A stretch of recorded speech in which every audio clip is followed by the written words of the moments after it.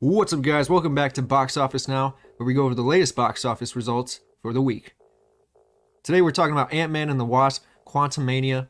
So far, the critics have been trashing Ant-Man. It now sits at a 48% score on Rotten Tomatoes. The audience score, however, is at 83%, so people are obviously enjoying the film. It's not perfect by all means. You know, I think they really butchered the villains, and that's why I had to bring it down to a 7 out of 10. Could have been a little bit higher than that. You know, the film was enjoyable. It had some cool set pieces. It wasn't woke. There wasn't an agenda or a narrative. You know, it was like simple Marvel, and I appreciate that. But people are trying to say that the movie's bombing, which, I mean, it did have a 69% drop off, but, you know, that really, and people are also saying it's because of Cocaine Bear. Cocaine Bear was the cause of this drop off, and it very much well could have been. You know, people see Cocaine Bear and that just lights their eyes up, I guess. Compared to Marvel nowadays, I don't know.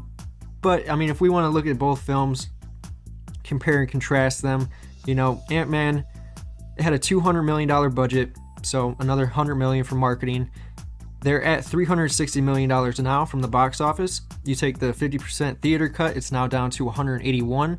So they only need 119 million to break even.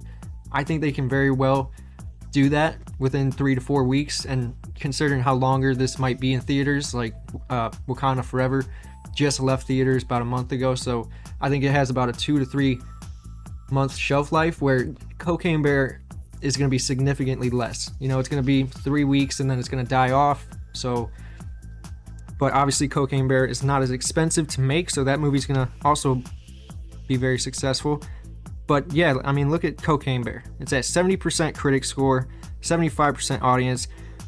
Doesn't really make much sense to me how you can rate Ant-Man at 48% and then Cocaine Bear is at 70. You know, that doesn't make much sense to me. The critics are all over the place. Like I said in my review, She-Hulk was a 95%.